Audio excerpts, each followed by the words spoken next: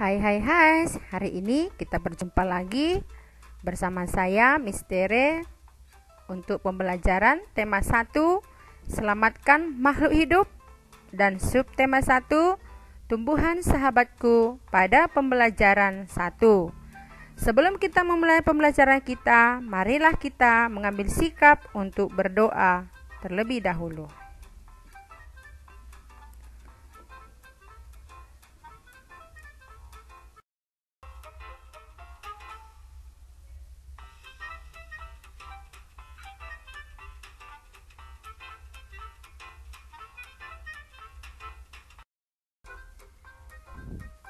Nah, anak-anak Miss semua, pada pembelajaran hari ini ada 5 yang menjadi tujuan pembelajaran kita. Yang pertama, setelah membaca teks tentang perkembangbiakan jagung, kamu harus mampu menemukan ide pokok dan informasi penting serta menyajikannya dalam bentuk diagram. Tujuan pembelajaran yang kedua, setelah mempelajari ide pokok dari bacaan, kamu harus mampu mengembangkannya dengan menggunakan bahasa sendiri secara rinci menjadi sebuah tulisan. Dan yang ketiga, setelah mengamati bunga, kamu harus mampu mengidentifikasi perkembangbiakan generatif melalui gambar yang dibuat dan manfaatnya dengan benar. Yang keempat, setelah membaca teks tentang ASEAN dan kehidupan sosial budayanya, kamu harus mampu menyebutkan kehidupan sosial budaya dari 2 negara ASEAN terkait kondisi geografisnya dengan benar. Dan tujuan yang terakhir adalah kamu harus mampu menulis laporan tentang perbedaan sosial budaya dari 2 terkait kondisi geografisnya dengan benar melalui diagram Venn. Sekarang, coba kamu perhatikan berbagai tumbuhan di sekitarmu. Ada banyak tumbuhan di sekitar kita, ya kan? Apa manfaat tumbuhan bagi kehidupan kita? Yuk, kita cari tahu.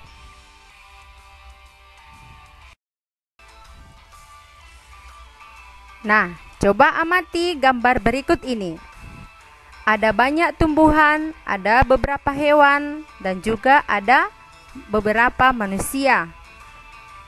Coba kita amati gambar ini.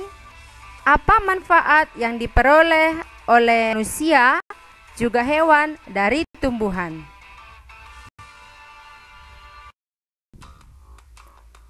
Nah, mari kita perhatikan. Yang pertama, tumbuhan memberi manfaat kepada manusia. Yang pertama adalah sebagai sumber energi. Nah, kita semua pernah makan kan? Semua makanan kita berasal dari tumbuhan. Dan yang kedua, tumbuhan memberi manfaat kepada manusia sebagai sumber vitamin. Dan yang berikut, tumbuhan itu berfungsi memberi manfaat sebagai pengikat tanah.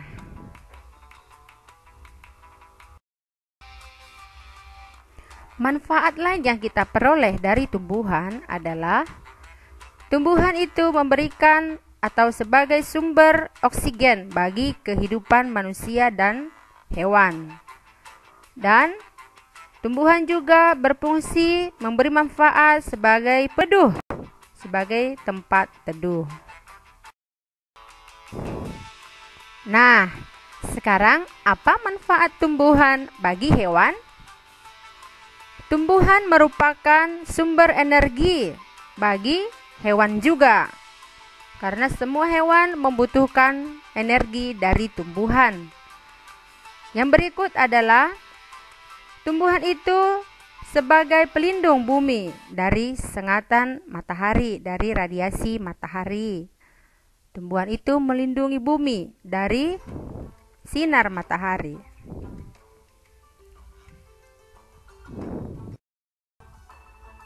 Tumbuhan juga memberi manfaat kepada manusia, yaitu untuk memperindah kehidupan di bumi. Dan tumbuhan itu adalah sebagai sumber kepada semua hewan dan juga kepada manusia. Nah, apa yang akan terjadi jika tumbuhan tidak ada? Coba perhatikan gambar ini. Inilah yang akan terjadi jika tumbuhan tidak ada atau terancam kehidupannya di bumi, yaitu tidak akan ada tanda-tanda kehidupan dan tanah strukturnya akan seperti ini, rusak.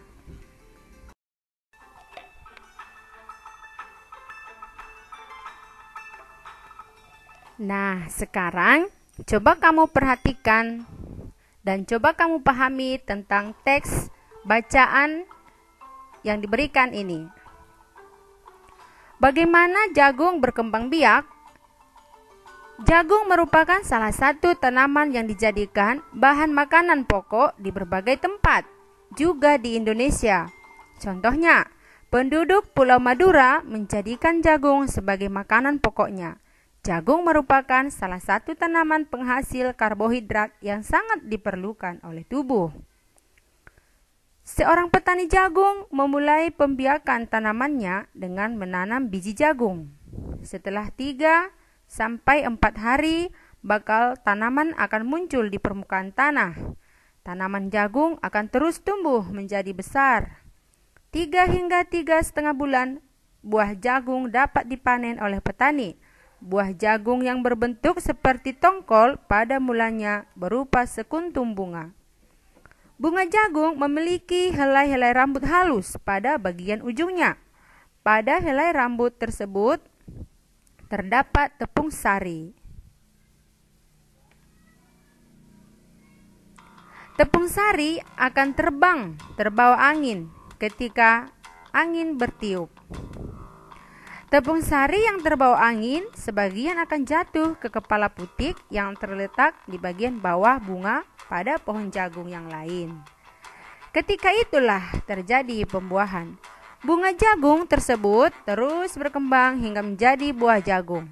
Perkembangan itulah yang dapat diamati dari waktu ke waktu. Buah jagung akan siap dipanen ketika rambut jagung sudah berwarna kecoklatan dan bagian tongkolnya sudah mengering. Apabila buah jagung tersebut dikupas, akan memperlihatkan biji jagung yang kekuningan. Bagian yang dimakan oleh manusia adalah biji jagung. Petani jagung harus menanam kembali sebagian biji jagung dari hasil, supaya jagung selalu tersedia sebagai bahan makanan manusia. Biji jagung yang tua dapat ditanam kembali. Dari sinilah akan dimulai lagi perkembangbiakan jagung.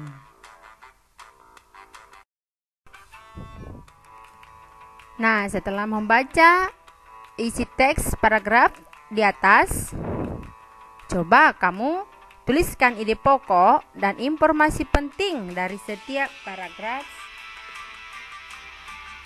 yang sudah kamu baca.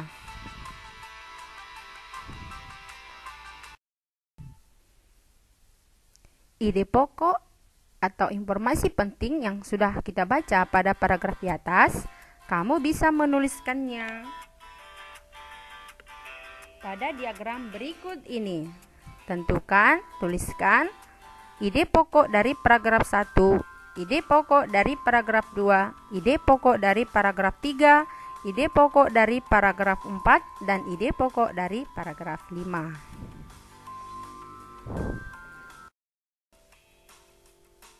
Perhatikan gambar berikut. Ini adalah gambar bunga lengkap atau disebut bunga sempurna yang perkembangbiakannya secara generatif atau secara kawin.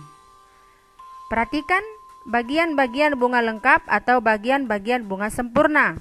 Ada bakal biji, tangkai putik, kepala putik, benang sari, kepala sari, mahkota, kelopak, dasar bunga, dan tangkai bunga.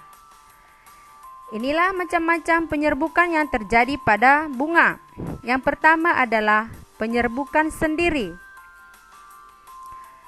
Penyerbukan sendiri, serbuk sari jatuh kepada kepala putik pada bunga yang sama. Dan penyerbukan tetangga. Penyerbukan tetangga itu serbuk sari jatuh pada kepala putik bunga yang lain, tetapi masih satu tanaman. Macam penyerbukan yang ketiga adalah penyerbukan silang. Serbuk sari jatuh pada kepala putik tanaman lain tetapi satu jenis tanamannya. Dan macam penyerbukan yang terakhir adalah penyerbukan bastar, yaitu serbuk sari jatuh pada kepala putik lain bunga dan lain tanaman juga lain jenisnya. Itulah macam-macam penyerbukan. Bunga yang indah dan bunga yang cantik tidak hanya tumbuh di negara Indonesia, tetapi bunga yang indah dan bunga yang cantik juga tumbuh di berbagai negara-negara tetangga karena memiliki persamaan geografisnya.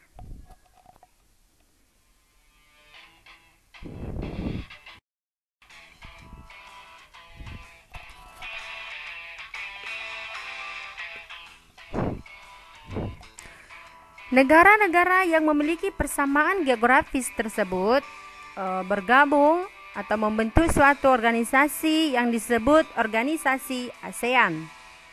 Mereka menggabungkan diri pada organisasi ASEAN. Ada 5 negara dan 5 tokoh sebagai delegasi pendiri ASEAN.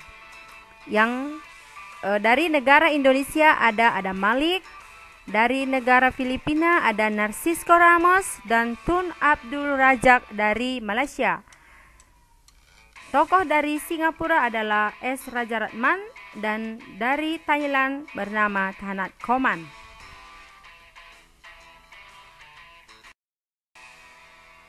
Nah, adik-adik, ini adalah letak geografis Asia Tenggara, yaitu negara-negara yang membentuk tadi yang bergabung dalam suatu organisasi yaitu ASEAN.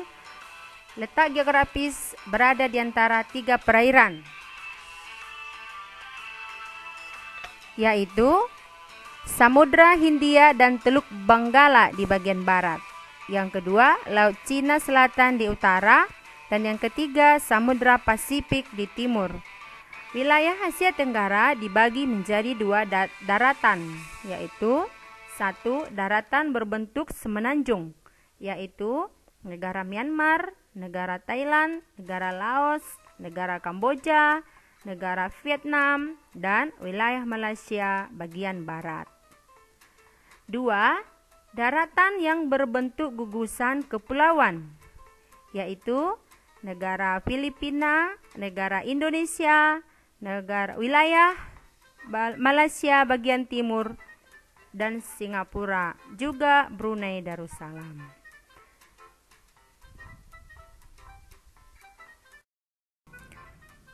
Nah, sekarang kamu sudah mempelajari letak geografis negara-negara ASEAN, Indonesia dan negara-negara yang lain yang terbentuk, yang bergabung dalam suatu organisasi yaitu ASEAN.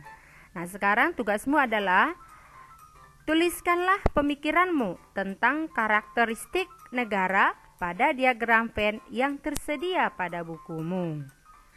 Selamat mengerjakan.